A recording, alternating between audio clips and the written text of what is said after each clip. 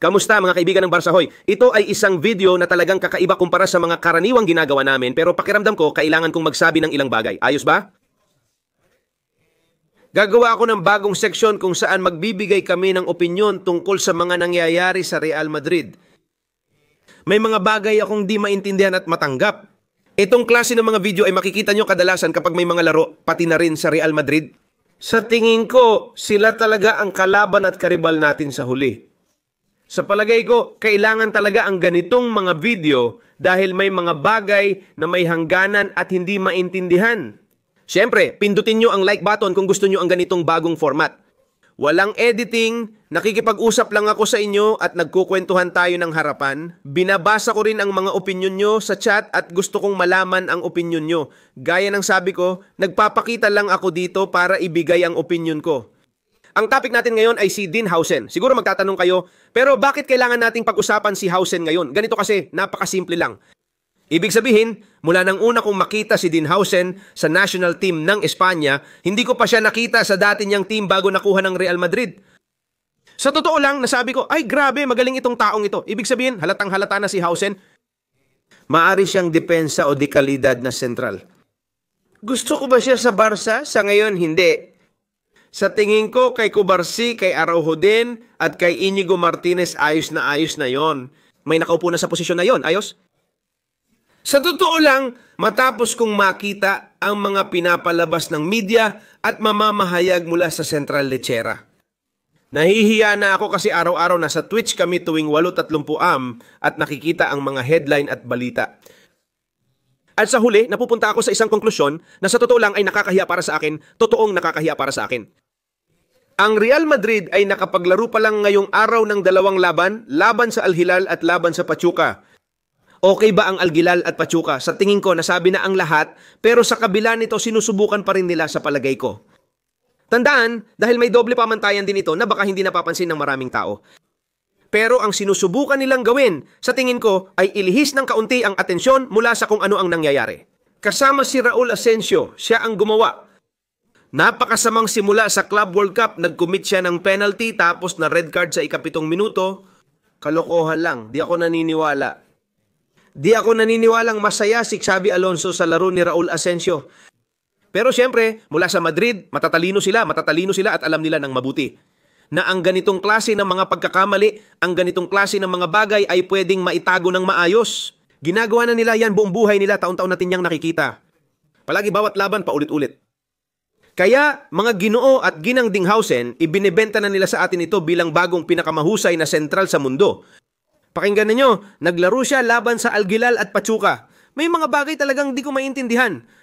At ang isang manlalaro na wala namang ginagawa, na itinaas pa hanggang langit kahit wala namang ginagawa, ay mga bagay na hindi ko talaga maintindihan.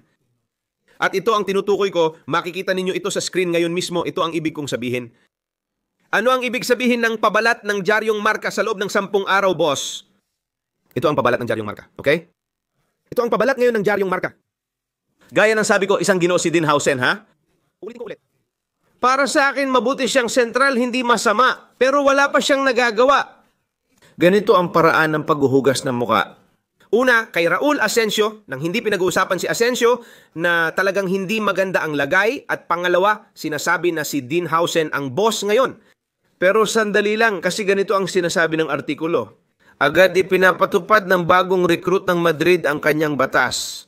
Pero pakiusap, sasabihin ko lang, siguro kaming mga taga-Barsa, kaming laging nanonood linggo-linggo ng Barsa, paulit-ulit, sanay na kami. Si Cubarsí na 18 taong gulang, kahit nagsimula siya sa 17, ay ganun pa rin. Naging sensasyon siya bagong kuha at hindi natin namalayan wala tayong ginastos.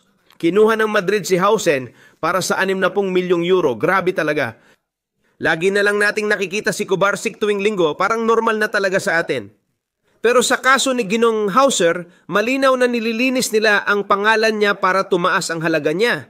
Pero tingnan mo rin kung ano ang sinasabi nila dito. Tuwang-tuwa ang club sa biglaang pagsikat ng sentral. Agad niyang naayos ang depensang problema na inaalala ni Xabi Alonso. Galing niya talaga. Sa totoo lang, ito ay isang bagay na hindi ko maintindihan. Nakita ko na ang lahat ng bagay, kaya tingnan mo. Tungkol sa taong ito mula Real Madrid, kahit di siya taga-Barca, ayos lang. Interesante rin ito para malaman nyo ang nangyayari. Siyempre, pindutin nyo ng todo ang like button, pakiusap. Pindutin nyo ang like button dahil napakahalaga nito para sa amin. Ang ganitong bagay ay dapat isumbong.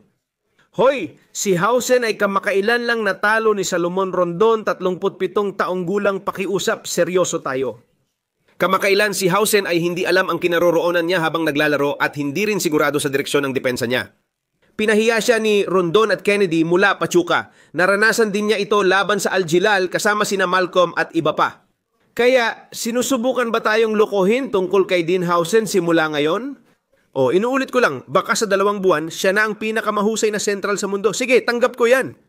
Pero kung sasabihin isa siyang magandang signing, star player, o walang silbi ang pagdating niya, para sa akin, napakarami pang dapat patunayan doon, napakarami pang dapat patunayan. Pero sa totoo lang, hindi na ako nagugulat. Galing kasi siya sa kung saan siya galing. Sabi nila sa Hausen, magiging boss siya sa loob ng 10 araw. At yung nanonood ng Club World Cup, isang World Cup na walang saysay o halaga. Bukod pa ron, may mga kuponang sumubok sa kanila ng husto. Nagtabla ang Aguilar at Madrid, pero dapat panalo ang Aguilar dahil sa pagkakamali ng depensa ng Real Madrid. Pero laban sa Pachuca, hindi ba mas magaling ang Real Madrid kaysa sa Pachuca? Oo, nanalo sila ng 3-1 pero hindi ibig sabihin mas magaling sila. Kung nagkaroon lang ng kaunting lakas sa opensa ang Meksikanong koponan, siguradong iba ang naging resulta. May natitirang laro pa si Madrid, malayo pa ito at siguradong makakapasok siya. Mga Ginoo, pakiusap, imulat ang mata. Huwag magpaloko, huwag hayaan na sabihing mas magaling si Hausen kaysa kay Cubarsí o Inyo Martinez. Pakiusap, maging seryoso tayo, maging seryoso kayo. Gawin natin itong kasing seryoso hanggat maaari. Walang mabuting na idudulot ang ganitong bagay sa kahit sino, pati sa tingin ko. Sa tingin ko, pati kay Hausen mismo, hindi rin ito nakakabuti. Alam niya na hindi maganda simula ng season at ayos lang, inaangkop at nasasanay pa siya sa sistema at taktika ni Xabi Alonso. Mga Ginoo, seryoso, nakita ko to at naisip kong kailangan kong gumawa ng video tungkol kay Dean Hausen.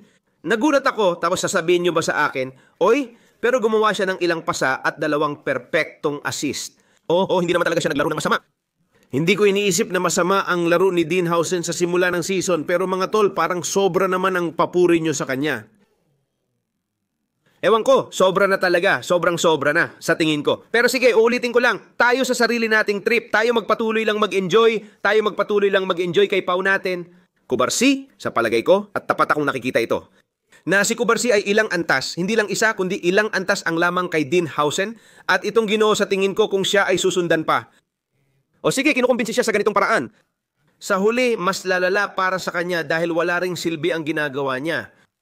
Wala lang, gusto ko lang sabihin ito sa inyo. Mabilis lang itong video, wala itong kahit anong editing. Gusto ko lang ibahagi ang opinion ko tungkol dito sa pangyayaring ito na para sa akin ay wala talagang saysay. Sige na, pindutin mo na yung like button. Tingnan natin kung makakarating tayo sa 3,000 likes. Ang astig nun, kaya ituloy natin ang paggawa ng ganitong videos. Barca noon, ngayon, magpakailanman,